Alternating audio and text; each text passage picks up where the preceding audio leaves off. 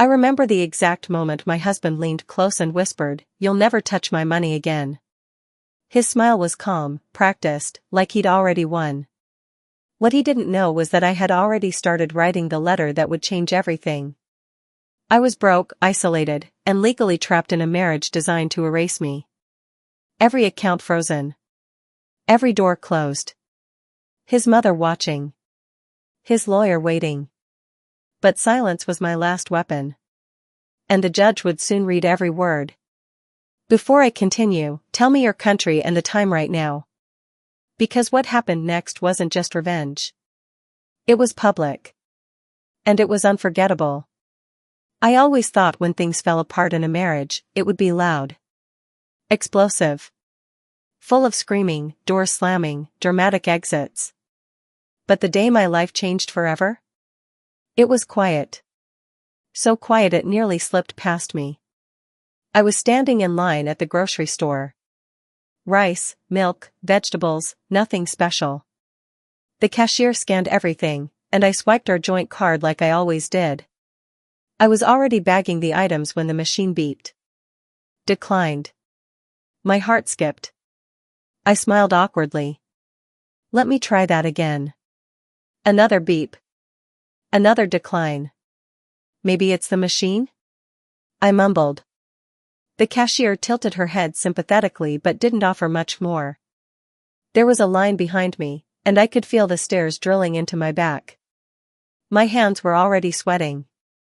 I reached for my phone, opened the banking app. My heart dropped. Balance, $0. Account holder, only his name. I blinked. Refreshed the page. Same result. Then my phone buzzed. A message lit up the screen. Don't embarrass me by asking questions. No greeting. No explanation. No warmth. I walked out of the store with nothing in my hands. The sun felt too bright, too sharp against my skin. I sat in the car, staring at the message. I wanted to scream. Cry. Throw something. But I just sat there. Frozen. It wasn't just the money. It was the way he said it. Like he'd planned this. Like he'd rehearsed that sentence. At home, his mother was at the dining table, drinking tea like she lived there. She didn't even look surprised to see me return empty-handed. "You forgot the groceries?" she asked, voice flat. I forced a smile. The card didn't work.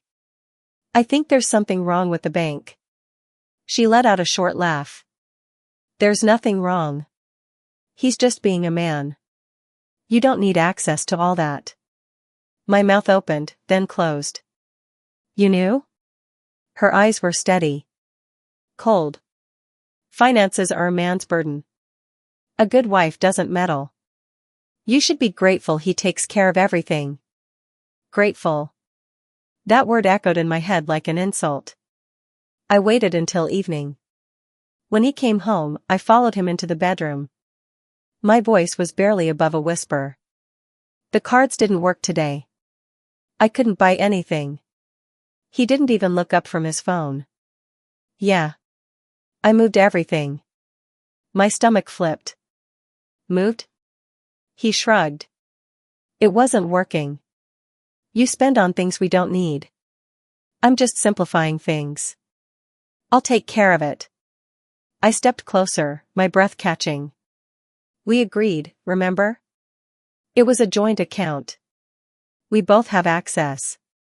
His lips curled into a smirk. That was then. I felt like I was speaking another language. How am I supposed to manage things? Groceries? The kids' stuff? Emergencies? He finally looked at me. Calm. Detached. Like this was a business deal. "You'll let me know, and I'll handle it. You don't need to worry about money anymore." That sentence. It sounded like kindness on the surface. But it was a leash. My voice cracked. "So I have to ask for everything now?" He laughed. Soft and cruel. "Unless you've suddenly got a job I don't know about?" I swallowed hard. That's not fair. He leaned against the doorway. Arms crossed. That smirk still sitting on his face. You'll never touch my money again. I stood there, paralyzed. I went to bed without speaking another word. My heart was pounding, my mind racing. I stared at the ceiling in the dark, listening to the sound of his breathing beside me, deep and steady, like nothing had changed for him. But everything had changed for me. I wasn't just financially cut off. I was erased. At 2 a.m., I got up and tiptoed to the study. I logged into every account I could remember. I tried old passwords, recovery emails, anything I could think of. Most didn't work. The ones that did showed the same thing. His name. Only his. I had been scrubbed clean from our finances. I clicked through transaction histories. It went back months. Quiet transfers. Account shifts. Automatic withdrawals set up in his name. My name had been removed a long time ago. I sat back in the chair, numb. How long had he been planning this? And how didn't I see it? I remembered the little things now, conversations where he brushed off budget discussions, passwords changed for security, the way he always kept the credit card bills too boring for me to read. He had been building this world where I owned nothing, decided nothing, and needed his permission for everything. And I walked right into it. The next morning, I tried to pretend things were normal. I packed the kids' lunches. Cleaned the kitchen. Folded the clothes. I smiled at his mother when she commented on my silence. But inside, I was unraveling. When he got home that evening, I didn't ask him anything. I didn't beg or plead or argue. I watched. Listened. Documented. He was confident. Careless. He really believed he had won.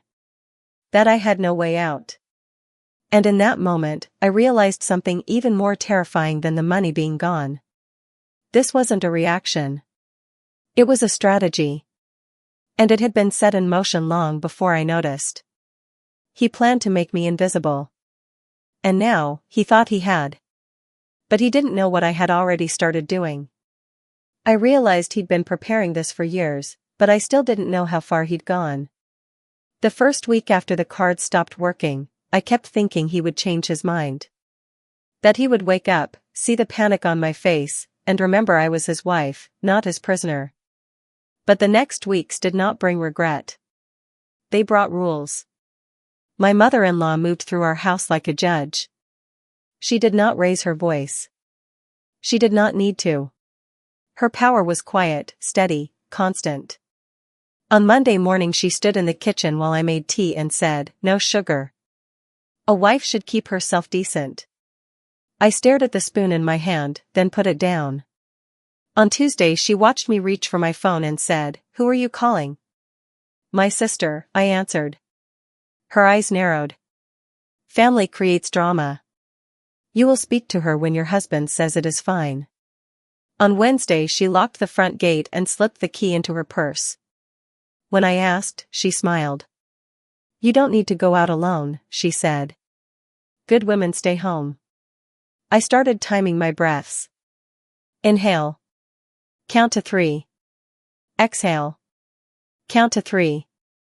If I let my anger show, she would call me unstable. If I cried, she would call me weak. So I stayed quiet. And she kept tightening the cage. Meals became another tool. She served my husband meat, warm bread, sweet tea. She served me plain lentils and water. When I reached for more, she tapped my wrist with 2 fingers like I was a misbehaving child. "You're not earning," she said. "Don't eat like you are." My stomach growled at night. I learned to swallow the sound. Money became the sharpest weapon. Every small need turned into a lesson. "May I have soap?" I asked once, embarrassed by how my voice sounded. She laughed softly. "Soap? Do you think money grows on trees? Your husband works. You waste." I tried again with my husband. I need toiletries, I said, standing near him while he watched television. He did not look away from the screen. Ask my mother, he said. She says. He raised a hand. Stop. You are always complaining. She knows what a wife needs. His mother sat in the corner, smiling at the sound of my humiliation. It was not just the denial. It was the performance. They wanted me to beg. They wanted me to shrink. I started keeping notes in my head because I had nowhere safe to write them. Not yet. Dates. Words. The exact tone he used when he said stop. The exact way she said good women. The exact moment she threatened me without saying it directly. Like the day I mentioned visiting a neighbor. She did not shout. She simply leaned closer and said, if you bring outsiders into our private matters, you will regret it. Then she patted my cheek. So gentle. So violent. At night, my husband would climb into bed and touch my shoulder like nothing was wrong. I would lie still, eyes open, staring into darkness, feeling my body become a wall. He noticed. You've changed, he said one night. I forced a calm tone. I'm tired. He chuckled. Be careful. A tired wife becomes a problem wife. The next morning he kissed our child's forehead and walked out with a confident step, as if the world belonged to him. I watched from the window, hands clenched, and felt something shift inside me. Not hope. Something harder. A refusal. The second week, my mother-in-law began inspecting my routine. She checked the laundry like she was searching for evidence. She checked the floors, the plates, the corners of rooms. When she found one speck of dust, she called my husband. Look, she said, pointing like a prosecutor. This is laziness. He sighed and looked at me. Do better, he said. That was it. No question. No fairness. Just a verdict. My chest burned, but I nodded. Because I understood something, they were building a story about me. A story where I was incompetent. A story where I was unstable. A story that would make it easy to take everything. One evening I tried to ask for money for bus fare. There was a job interview tomorrow. Nothing glamorous. Just an office assistant role. But it was income. It was air. I approached my husband while his mother sat nearby, pretending to scroll on her phone. Can I have bus fare tomorrow? I asked. I found an interview. His eyes lifted slowly. Then he smiled. Not warm. Not proud. Amused. His mother looked up too, like she had been waiting for this moment. A job, she repeated. Why would you need that? I need to contribute, I said, trying to keep my voice steady. I need some independence. My husband laughed, loud enough to fill the room. His mother joined in, a thin, sharp sound. He leaned back in his chair and said, independence. Then he looked at her and nodded, like they shared a private joke. Let her, his mother said, wiping imaginary tears from her eyes.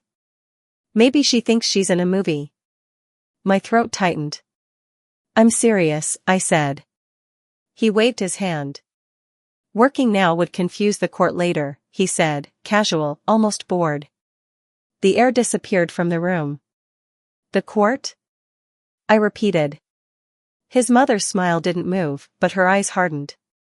My husband shrugged. You're always talking about money, he said. If you suddenly start earning, it complicates things. Complicates things. Like I was an equation. Like my life was paperwork. I stared at him, trying to make sense of that one sentence. Court. Later. As if something was already scheduled. As if he already knew where this was going. I swallowed. Are you planning something? I asked. He stood up, walked toward me, and lowered his voice so only I could hear. You don't need to worry, he said. Just behave. Then he turned and spoke loudly again, so his mother could hear. See? She's emotional. She makes problems. His mother nodded, satisfied. I felt my hands trembling, but I forced them to still. I walked to the kitchen, pretending I needed water, and pressed my palms against the counter. Court. That word kept echoing. I remembered the way he said it. So confident. I realized then that the money was only one part. They weren't just punishing me. They were arranging me. Positioning me. So when the time came, I would look like the one who failed. I would look like the one who deserved nothing. I looked down at the sink, at the clean dishes, at the life I was maintaining for people who were training me to disappear. And I knew, with a certainty, that divorce was already in his pocket. When he mentioned it without fear, I understood he had something devastating planned. Fear does strange things to the mind. It sharpens it. It drags buried memories to the surface and forces you to look at them without mercy. Once I understood I was being set up, my mind stopped floating. It started digging. I began remembering things I had dismissed before. Moments that felt small at the time. The way he always collected the mail first. The way he snapped whenever an envelope arrived earlier than usual. The way documents disappeared from drawers I swore I had organized. While they believed I was shrinking, I was watching. I became careful. Quiet. Invisible on purpose. I stopped asking questions. I stopped reacting when my mother-in-law insulted me. I stopped pleading with my husband. I let them believe they had fully broken me. That was the mistake he made. One afternoon, while he was at work and his mother was visiting a neighbor, I remembered the old laptop. It was buried in a cabinet, dusty, slow, forgotten. He used it years ago before upgrading. He always said it was useless now. I turned it on. The fan screamed like it was angry to be awake, but it worked. My hands shook as I logged in using a password I remembered from our early years. He never imagined I would remember. He never imagined I would try. The desktop loaded. My heart started pounding. I checked the browser. Saved passwords. Cloud storage. And there it was. Still logged in. I felt sick as I clicked through folders with names that meant nothing at first. Numbers. Initials. Dates. I opened one file. Bank statements. Not ours. Not shared. Accounts I had never seen. Transfers moving in patterns so careful they almost looked innocent. Money leaving right before major life events. Money reappearing under different names. My pregnancies. Each one marked a shift. Large amounts moved just before I gave birth. Assets disappearing from our visible finances and reappearing elsewhere. I covered my mouth to stop myself from making a sound. I scrolled faster. There were emails too. Messages between him and his cousin. His brother. His mother. Conversations about temporary holding. About keeping things clean. About protecting assets before she asks questions. She was me. I felt something tear open inside my chest. Every discovery hurt. It hurt to see how early he planned it. It hurt to see how many people helped him. It hurt to realize how alone I had been. But every discovery also did something else. It fueled me.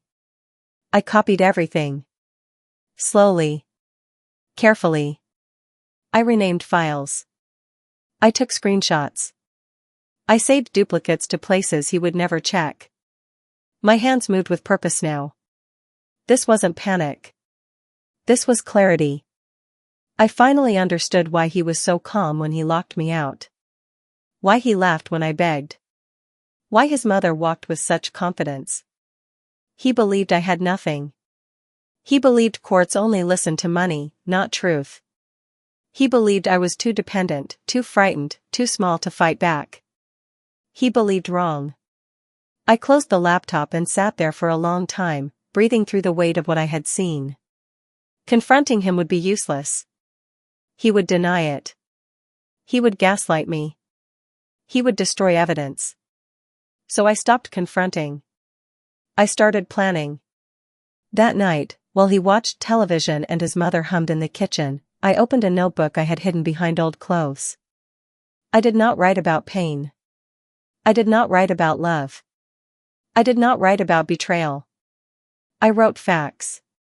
Dates. Amounts. Account numbers. Exact words from his emails. Exact threats from his mother. Exact moments he blocked my access to money. I wrote calmly. Carefully. Like someone preparing testimony. This wasn't a diary. It was a weapon. I titled the page simply, Statement. Then I began the letter. Not emotional. Not angry. Precise. I addressed it to the only person he truly feared.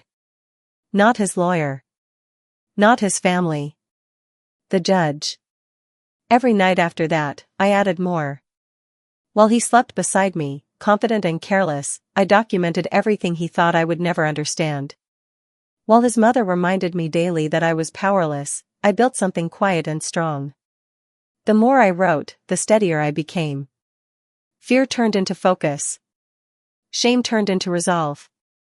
One evening, while I was reviewing a timeline, my phone buzzed. An email notification. From the court. My hands froze.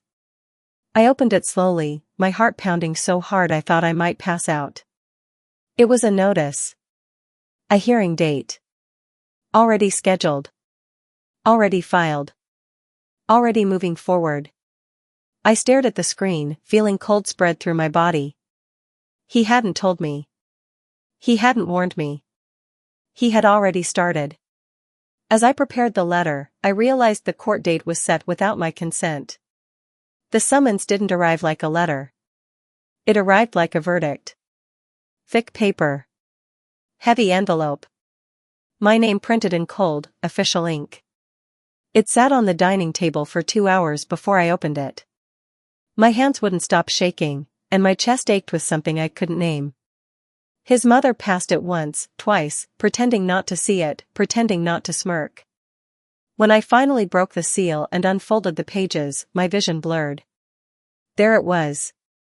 A court date. A hearing. A decision being made behind my back. My name was on the document, but my voice had never been in the room.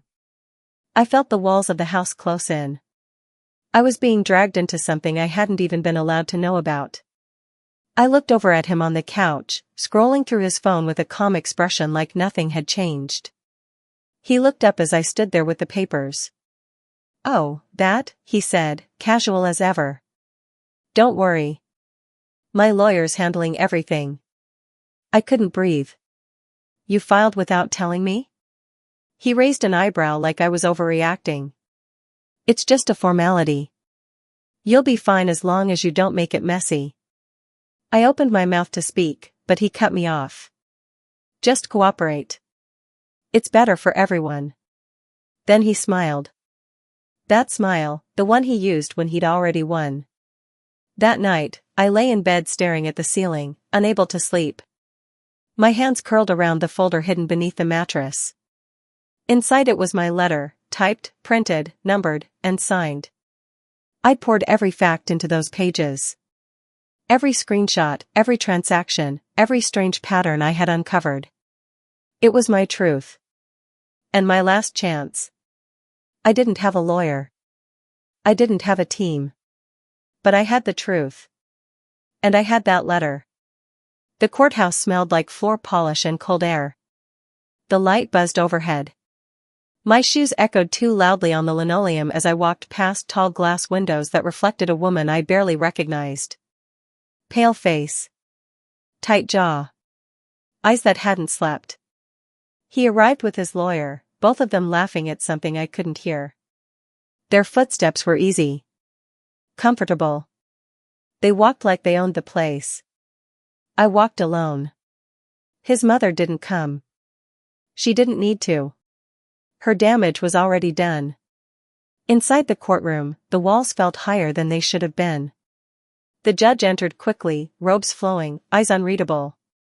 He didn't look at me at first. His focus was entirely on my husband and his legal team. My name was called. I stood slowly, heart pounding in my ears. Every muscle in my body tensed. I clutched my folder so hard my knuckles turned white. His lawyer stood and began his rehearsed performance. He described me as troubled, erratic, uncooperative. Words meant to slice away credibility while keeping the tone civil. She has not contributed financially in over 5 years, Your Honor, he said. Our client has carried the full weight of responsibility while managing an increasingly difficult domestic situation. I felt my stomach twist. They were rewriting my life. On paper, I was a burden. A parasite. A woman who never tried. He stood silently beside his lawyer, his expression carefully blank, but I saw the slight twitch at the corner of his mouth. He was confident. So confident. I sat there, listening to the air fill with lies, and I thought of all the nights I'd gone to sleep hungry so the kids could eat. All the days I'd scrubbed the house while they watched TV. All the times I'd been locked out of money, mocked for needing basic dignity. And then it was my turn. The judge turned to me finally, and his eyes met mine. For a moment, I forgot how to speak. My tongue felt thick. My pulse slammed through my chest. Do you have anything to say? The judge asked. I stood, legs trembling beneath me, and stepped forward. I didn't look at my husband. I didn't look at his lawyer. I only looked at the judge. I'd like to submit this, I said. I held out my folder. He gestured for the bailiff to take it. It was handed up to the bench, and for a moment, I couldn't breathe. The judge opened the folder. Silence fell. He began reading. At first, his face was still. Professional. Then, slowly, his eyes narrowed. His gaze darted down the page, then back up. He flipped to the second page. His brow furrowed. My husband's lawyer shifted. My husband stared ahead, frozen. The judge flipped to the third page. He paused. Mid-sentence. Then he looked up, right at my husband. This document includes transaction records. Multiple offshore transfers. My husband's lawyer cleared his throat. Your Honor, we would object to the introduction of unverified. Silence, the judge said, not raising his voice, but louder than anything else in the room. He looked down again. There are emails here, he said, outlining intentional asset hiding prior to marital separation. These include language that strongly implies concealment and manipulation. My husband shifted, finally speaking for the first time. She's taken that out of context. The judge didn't even look at him. You joked in an email that you were too smart to let her touch a single cent? And that she won't see the trap coming? I didn't move. My husband's face reddened. His lawyer leaned in, whispering urgently, but it was too late. The courtroom had changed. The power had shifted. The judge continued reading, page after page, and with every sentence, my husband's posture sank lower. He had been so confident. So sure of his silence, his manipulation, his control. But he forgot something. Paper doesn't lie. He forgot that documentation whispers even when a voice shakes. The judge reached the end of the letter, and he sat back for a moment, still holding the final page in his hands. He exhaled slowly and looked down at the bench. Then, something I hadn't expected happened. The judge paused mid-sentence. He lowered the paper, blinked slowly, and looked at me again. Where did you get this? My throat felt dry. From a laptop he discarded. It was still logged into the cloud. He nodded once. Then looked toward the court clerk. I want a recess, he said. I need time to review this thoroughly. And I want financial disclosures from both parties within 72 hours. He glanced sharply at my husband. Complete. Transparent. Or I will file an injunction myself. My husband opened his mouth. Then closed it. The judge rose from the bench and left the room, still holding my letter in his hand. I didn't move. The courtroom slowly emptied. His lawyer grabbed his briefcase and rushed out without a word. My husband sat beside me, silent, stunned, no longer sure of himself. I stood quietly and walked out without looking back. And I knew. The judge paused mid-sentence, and then something unexpected happened. He believed me. He really read it. And the silence he left behind was louder than any gavel. Laughter doesn't belong in court. But it echoed anyway. At first, it was faint. Barely there. The kind of sound you question, was that a cough? A clearing of the throat? But no, it was unmistakable. A low, short burst of laughter, tight and surprised, like it had escaped before the judge could trap it. I was frozen in my chair, fingers clenched in my lap, staring at the top of the judge's head as he leaned over the folder I had handed in. The same letter I had poured my strength into. My facts. My evidence. My voice, unshaken by emotion. Just truth. He turned the page. And he laughed again. This time louder. My husband shifted beside his lawyer, confused. His brow furrowed, his hand twitching at the edge of the table. That forced smirk he always wore in court, the one he thought made him untouchable, faltered. The judge cleared his throat and tried to mask it, but it was too late. The courtroom had heard him. I had heard him. He wasn't laughing at me. He was laughing at him. And for the first time, I saw my husband's confidence crack. The judge flipped back a few pages and then looked up. He wasn't smiling. Not now. But the trace of amusement still sat behind his eyes. Mr. Rahim, he said calmly. You swore under oath that there were no offshore accounts, correct? My husband's lawyer jumped in quickly. Your Honor, if I may. I'm not speaking to you, the judge said sharply. He turned back to my husband. My husband adjusted his tie. There are no offshore accounts. Anything she's referring to is either fake or misunderstood. The judge looked down again. He began reading. February 13th, 2022, don't worry, it's under Tariq's name now. She'll never know. He looked up. This was an email sent from your account. Care to explain that? My husband's mouth opened, then closed. The judge didn't wait. March 3rd, 2022, everything's out before she finds the statements. I'd rather pay fees than give her a dime. The room was silent. Each sentence landed like a slap. The judge continued, flipping to the next page. There's also documentation here, bank records you did not disclose in discovery. Hidden transfers, some made during her pregnancy, most timed immediately before significant life events. I didn't breathe. No one did. This isn't oversight, the judge said, voice low. It's strategy. My husband stood up suddenly, red-faced. This is ridiculous. That letter is full of manipulations and... Sit down, the judge said, not raising his voice. It was the most powerful command I had ever heard. And my husband sat. His lawyer leaned in to whisper something, but the judge was already moving. I'm ordering an immediate financial review. Complete records. All accounts. All properties. All transfers. I want everything on my desk within 72 hours. My husband's head dropped slightly. The judge kept going.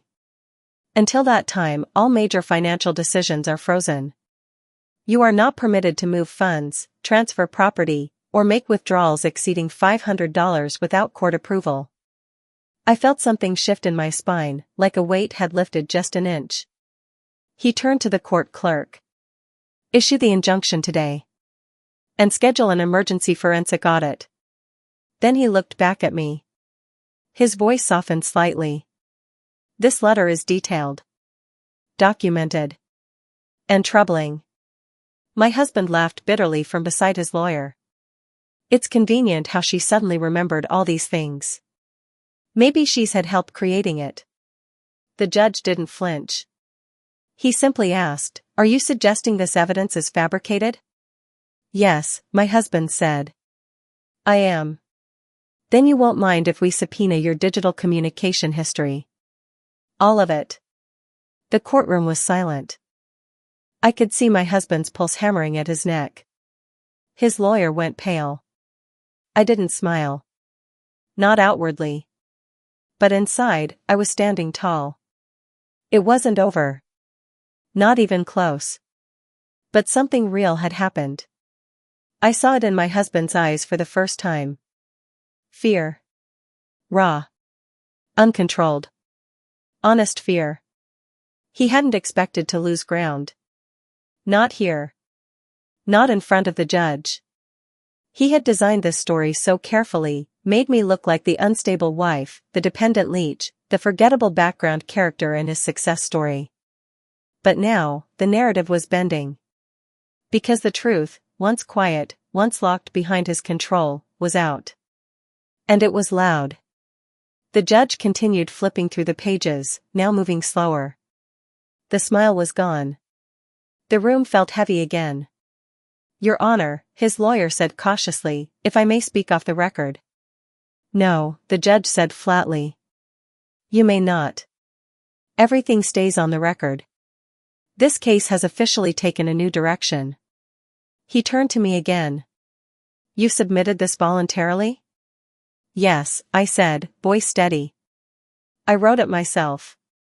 Everything is documented. Screenshots and source files are available." The judge nodded. Then he leaned back slightly in his chair. "This is one of the most thorough personal submissions I've seen in years. If even half of this holds under forensic scrutiny, we are looking at perjury, asset concealment, and intentional fraud." My husband whispered something to his lawyer. The lawyer ignored him. The judge rubbed the bridge of his nose. "I'll be honest," he said. "Most of these cases blur together." "He said," she said. "But this," he held up my letter. "This is impressive." He looked toward the bailiff. "Make 5 certified copies. One for the court, one for opposing counsel, and send the rest to the forensic accounting team." I watched as the bailiff took my letter, the one I had written in silence, in fear, with shaking hands, and walked out of the room. It was no longer just a letter. It was evidence. Power. I closed my eyes for a moment, just to breathe. Then something shifted. The courtroom door opened again, not from the side where the bailiff had exited, but from the public gallery entrance. A woman stepped in, holding a thick brown envelope. She walked quickly to the clerk, handed it over, then turned and left without a word. The judge looked up. "What is that?" The clerk opened it, frowned, and brought it to the bench. The judge scanned the first page. His expression changed. The laughter from earlier? Gone. The amusement? Wiped clean. He stood up. Without a word. His face pale now, jaw tight. He turned toward the clerk. "Everyone clear the courtroom. Now." "What is it?" my husband asked, voice rising. The judge didn't answer. But I saw it, just for a moment, as he turned the paper slightly in his hand. It was a name I recognized. But not one I expected to see. It was his mother's. But the judge's laughter stopped suddenly, because something even worse appeared. The door creaked open again, interrupting the airtight tension inside the courtroom. The clerk stepped in, arms full of folders, thicker than anything I had submitted. He looked winded, like he had rushed. His eyes met the judge's, and something unspoken passed between them. The judge straightened. "These just came in?" he asked. The clerk nodded. Triggered by her letter. It flagged other pending matters. Financial flags. Cross-referenced audits. And other complaints. My husband turned around slowly as the clerk passed by him. His mother, seated 2 rows back, began whispering something under her breath. Prayers. Desperation dressed as faith. The judge motioned for silence. Bring them here. The clerk handed over the files and stepped back. The judge opened the first folder, and the room fell quiet again. I could only hear the soft rustle of paper, the shifting of chairs, the hum of the lights above us. The judge's jaw set tightly. My husband leaned toward his lawyer, whispering furiously. The lawyer said nothing. Then the judge spoke, and his voice was different. Sharper. No more curiosity. No more amusement. Now it was authority. Final. These are not just marital records. These are interlinked documents across corporate and personal accounts. This behavior spans more than this marriage. I blinked. What started as a divorce hearing, the judge said, is now under legal investigation. My husband's mouth dropped open slightly. He tried to interrupt, but the judge lifted a single hand. Not a word. He looked back down at the documents, flipping pages with a measured calm that terrified me more than yelling ever could. There are patterns, he said. Transfers made under multiple names. Properties signed over and reversed within days. Unclaimed income filed under family trusts. This isn't accidental. It's a system. I watched my husband deflate. I saw his lawyer's hands trembling slightly on the table. I turned to look behind me, and saw his mother frozen, lips still moving, but eyes wide with horror now. My letter had opened more than my case. It had unraveled something. Bigger. Older. And now, the man who had spent years controlling every detail of my life, every cent, every breath, was losing control of his own narrative. Every time he tried to object, the judge cut him off. Overruled. Again. And again. Your Honor, his lawyer finally said, voice careful now. Perhaps this is better suited for a different courtroom. The judge didn't even blink. No. If she hadn't submitted this evidence, none of this would have surfaced. It belongs here. Then, to me, do you have backups of everything? Yes, I said. Where? 2 encrypted drives. 1 in my possession. 1 already sent to an external lawyer for safekeeping. He nodded. Good. That single word. Good. I felt my knees wobble. He believed me. Completely. Without needing my tears. Without needing me to scream. He believed me because I proved it. He turned to the bailiff. We're escalating this to Financial Crime Review. Secure her statement. And I want all joint and personal assets frozen immediately pending investigation.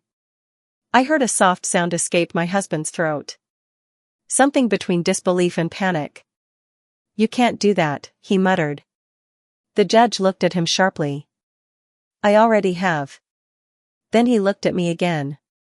Ms. Khan, I am approving a protective financial freeze in your name. This includes housing, banking access, and legal services funded from the marital estate until proper review is complete. I had to grip the bench beside me to keep from falling. For the first time, the floor felt like it belonged beneath me. Not borrowed. Not permitted. Mine. I wasn't begging anymore. I was being restored. My husband stood up, shouting now. You're punishing me based on 1 letter? The judge didn't flinch. I'm punishing you based on years of documented misconduct. The letter just pulled back the curtain. His lawyer pulled him down, whispering furiously. The 2 men argued in hushed tones while I sat still, processing what was unfolding. Every room he had walked into with ease. Every meeting he'd silenced me through. Every time he told me I was too emotional, too irrational, too naive to understand. And now? Now he was being cornered by facts he never thought I'd find. The judge began reading aloud again.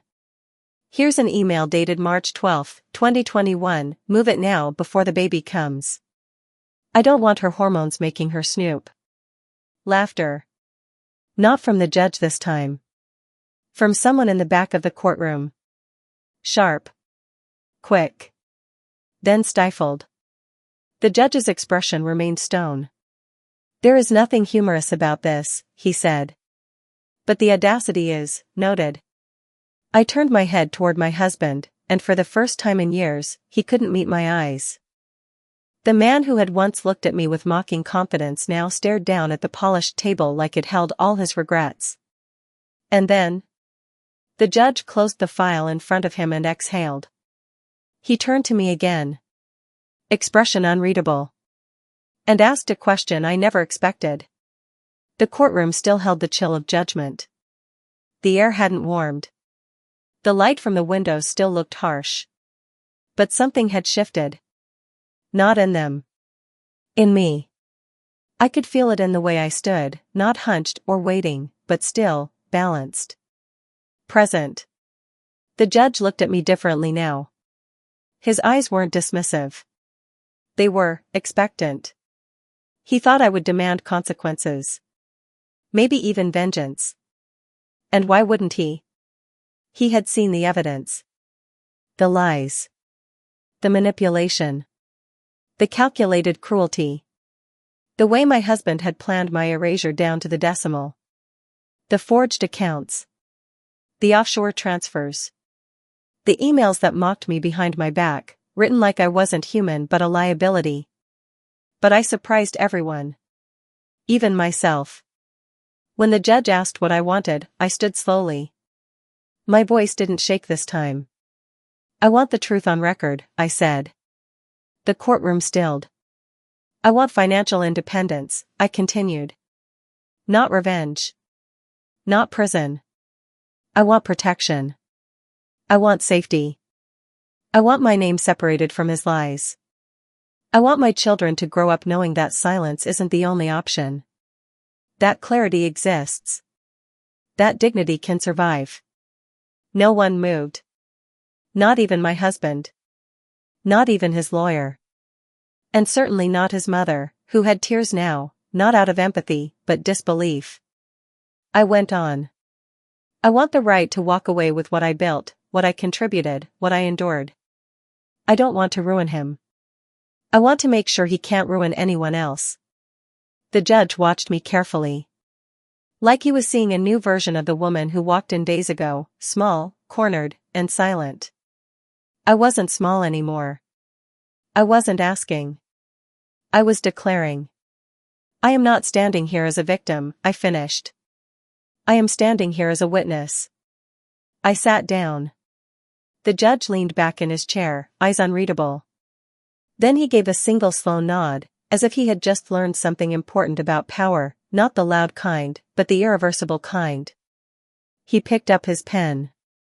And the ruling came down hard. Heavy. Irreversible. All marital assets were to be unfrozen, but only under court supervision.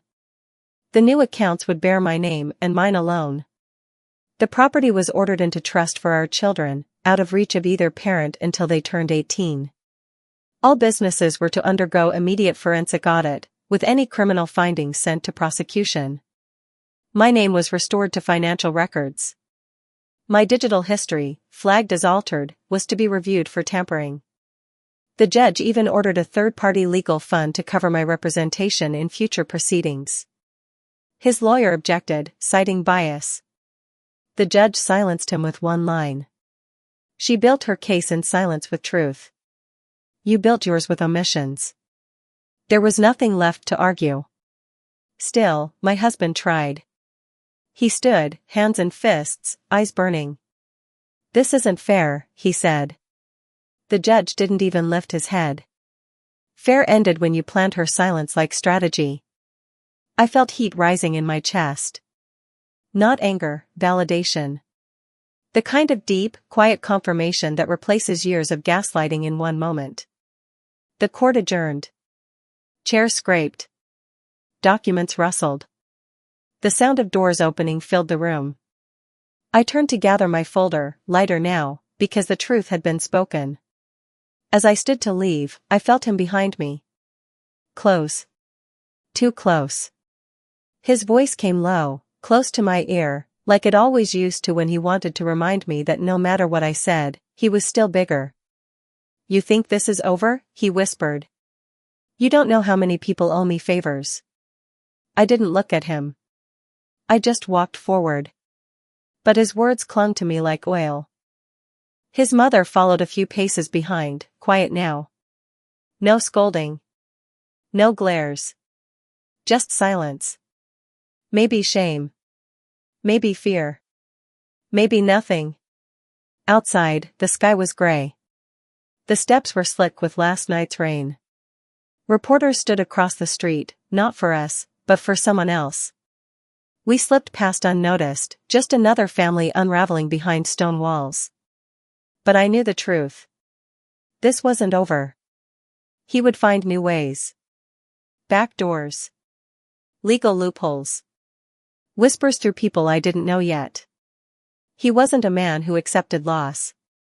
He was a man who circled back when no one was watching. And yet, I had something now I hadn't before. Not victory. But freedom. Freedom wrapped in fragile paperwork. Freedom granted by law. But not yet by life. Freedom was granted, but safety was still uncertain. The final court orders came on a Tuesday. I opened the envelope at the same kitchen table where I'd once cried silently over unpaid bills and locked accounts. My name was at the top, full, legal, mine.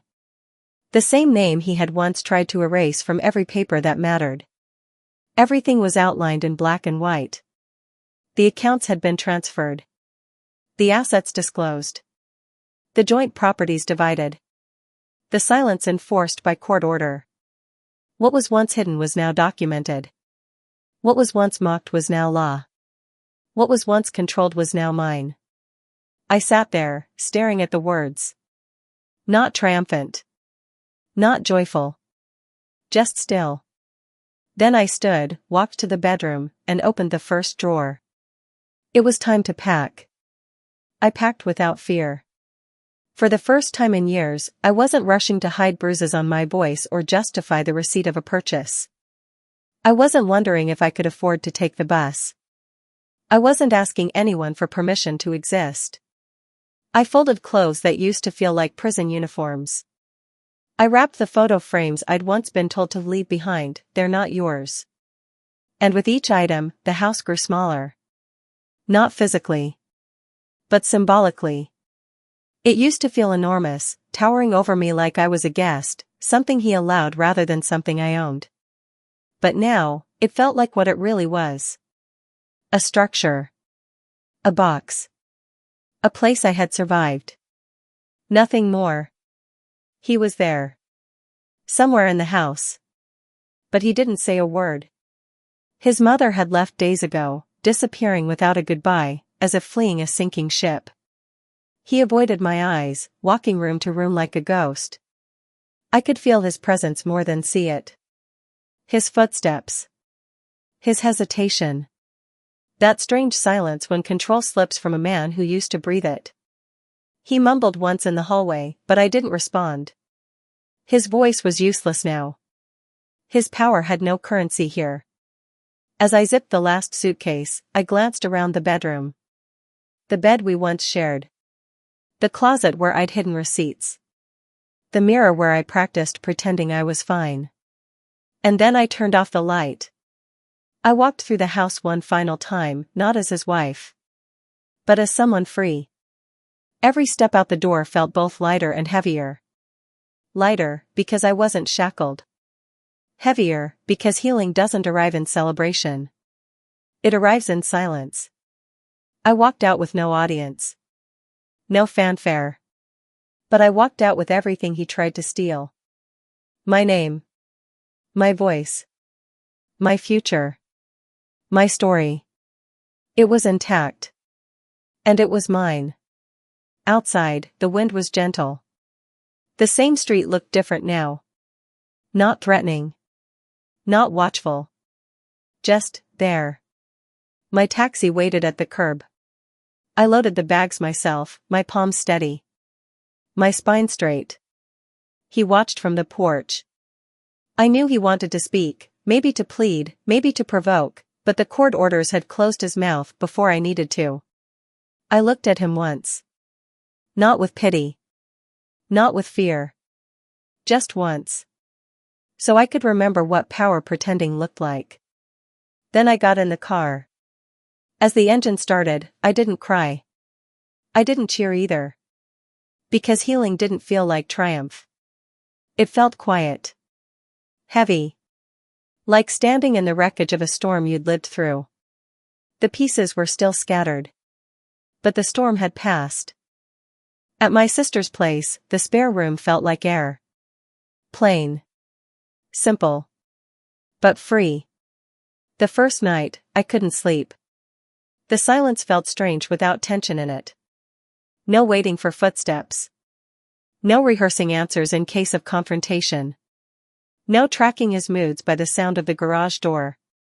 Just silence. Real silence. Safe silence. And that's when I realized something harder than any courtroom. Justice was only the beginning. It gave me the papers. The bank account. The exit. But it didn't give me the instructions. It didn't tell me how to stop asking myself for permission. How to eat without guilt. How to make a choice without checking someone's face for approval. How to trust my voice now that it was no longer censored. I had walked out of the prison. But I hadn't yet learned how to walk into freedom. The next morning, I stood in front of the mirror. Noticing the lines under my eyes. The curve of my shoulders. The way I stood differently now. I didn't recognize the woman staring back. But I wanted to. Because she had survived. And now? Now she had to learn who she was without survival mode. Healing didn't come all at once. There was no single moment where everything clicked into place. No grand scene. Just days. Small, ordinary days where I learned to take up space again without flinching. Therapy was the first place I spoke without interruption. Without being corrected. I remember sitting there, unsure of what to say, until I finally heard my own voice. And for once, it didn't sound like an apology.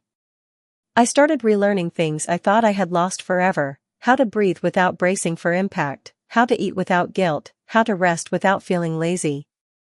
The freedom felt strange at first, like wearing someone else's clothes. But slowly, it began to fit. Money, too, stopped being a weapon and started becoming a tool.